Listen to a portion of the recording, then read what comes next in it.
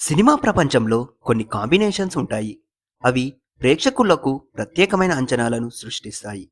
అలాంటి కాంబినేషన్లలో power star Pawan Kalyan గారు, దర్శకుడు హరీష్ శంకర్ జోడీ ఒకటి. గబ్బర్ సింగ్ లాంటి బ్లాక్ బస్టర్ తర్వాత వీరిద్దరూ కలిసి చేస్తున్న సినిమా ఉస్తాద్ భగత్ సింగ్. టైటిల్ నుంచే పవర్, మాస్, ఆటిట్యూడ్ అన్నీ స్పష్టంగా కనిపించాయి. అయితే సినిమా రిలీజ్ అయ్యేలోపే ఎన్నో వివాదాలు ఆలస్యమై రీమేక్ ట్యాగ్ ఇలా అనేక కారణాల వల్ల హైప్ తగ్గిన ట్రైలర్తో మళ్ళీ అంచనాలు పెరిగాయి. మరి ఆ అంచనాలకు సినిమా ఎంతవరకు న్యాయం చేసిందో ఈ రివ్యూలో తెలుసుకుందాం. సినిమా కథ వచ్చేసి ఈ సినిమా కథ ఒక రాజకీయ యాక్షన్ బ్యాక్ డ్రాప్లో సాగుతుంది. ఇందులో సీఎంగా కెఎస్ రవికుమార్ గారు నటించారు. ఒక పెళ్లికి వెళ్ళినప్పుడు అతనిపై దాడి జరుగుతుంది. దీంతో ఆయన హాస్పిటల్స్లో చేరాల్సి వస్తుంది. ఈ పరిస్థితిని ఉపయోగించుకొని నల్ల నాగప్ప అధికారాన్ని తన చేతిలోకి తీసుకొని ఆపద్ధర్మ ముఖ్యమంత్రిగా మారుతాడు. అతని క్రూరత్వం, రాజకీయ పన్నాగాలు కథకు ప్రధాన బలం. ఇదే సమయంలో నాగప్ప కొడుకు తన స్నేహితులతో కలిసి అడవిలో పార్టీకి వెళ్తాడు. అక్కడ గంజాయి వ్యవహారంపై పోలీసులు మధ్య గొడవ జరుగుతుంది. ఆ సమయంలోనే ఎంట్రీ ఇస్తాడు మన mega power star Pawan Kalyan garu. అంటే ఈ సినిమాలో ఉస్తాద్ భగత్ సింగ్ ఒక్కసారిగా యాక్షన్ మూడ్లోకి వెళ్ళి అందరినీ చిత్తు చేస్తాడు. నాగప్ప కొడుకునే కిడ్నాప్ చేసి తీసుకెళ్తాడు. దీంతో కథలో కొంచెం టెన్షన్ పెరుగుతుంది.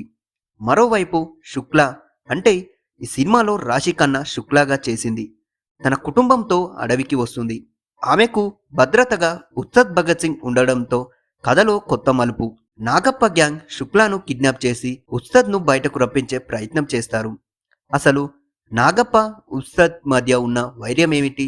సీఎం మీద దాడి వెనుక అసలు కుట్ర ఎవరిది? ఉస్తాద్ భగత్ సింగ్ జీవితంలో లీలా, అంటే సినిమాలో శ్రీలీల పాత్ర వచ్చేసి లీలాగా చేసింది.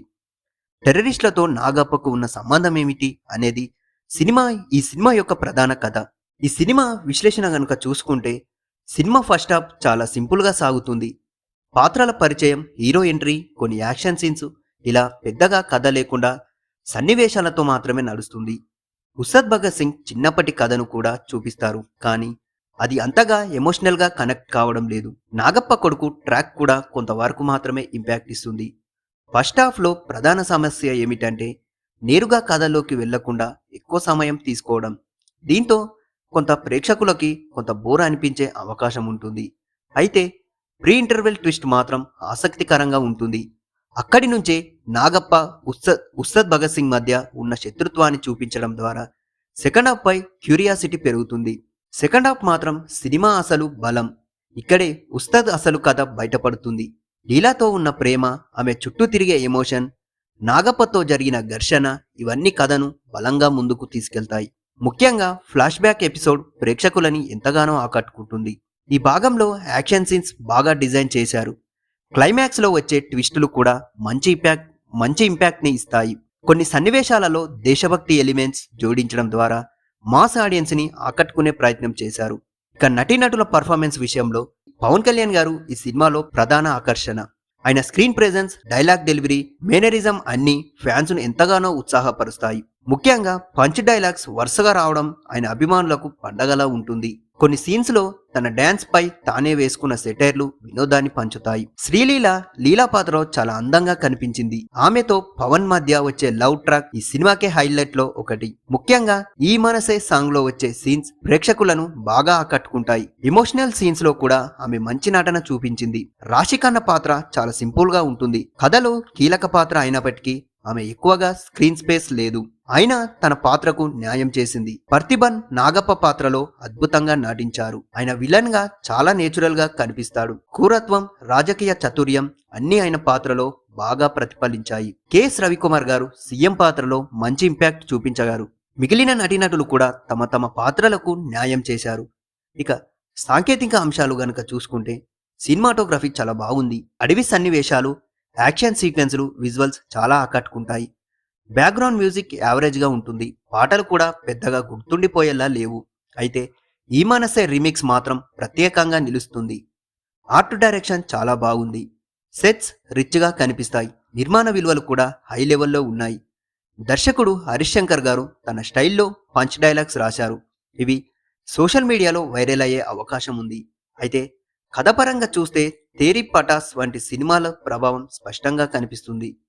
కొన్ని చోట్ల లాజిక్ను పక్కన పెట్టి కమర్షియల్ ఎలిమెంట్స్ పై ఎక్కువగా ఫోకస్ చేశారు. ఈ సినిమాలో positive points plus negative points ఏంటో తెలుసుకుందాం. ఇక పాజిటివ్ పాయింట్స్ చూసుకుంటే Pawan Kalyan garu screen presence, second half action scenes, punch dialogues, Pawan Kalyan garu Sreeleela మధ్య లవ్ ట్రాక్, ఇవన్నీ చాలా బాగున్నాయి. ఇక నెగిటివ్ పాయింట్స్ విషయానికి వస్తే కథలో బలహీనమైన ఫస్ట్ హాఫ్, కథలో కొత్తదనం లేకపోవడం, లాజిక్ లోపాలు, యావరేజ్ మ్యూజిక్ ఉంది. ఉస్తాద్ భగత్ సింగ్ ఒక పక్కా కమర్షియల్ మాస్ ఎంటర్టైనర్. కథ కొత్తగా లేకపోయినా పవన్ కళ్యాణ్ ఫ్యాన్స్ను దృష్టిలో పెట్టుకొని తెరకెక్కించిన సినిమా. ఫస్ట్ హాఫ్ కొంచెం నెమ్మదిగా సాగిన సెకండ్ హాఫ్ సినిమా నిలబెడుతుంది. పవన్ కళ్యాణ్ గారి అభిమానులకు ఇది పూర్తి ప్యాకేజ్. సాధారణ ప్రేక్షకులకు మాత్రం ఒక ఓకే అనిపించే అవకాశం ఉంది. మరి ఈ సినిమాపై మీ ఒపీనియన్ ఏంటో మా కామెంట్ బాక్స్లో చెప్పండి. మరిన్ని మూవీ రివ్యూలు మరియు కొత్త సినిమాల అప్డేట్ల కోసం మా ఛానల్ని సబ్స్క్రైబ్ చేసుకోండి. Thank you.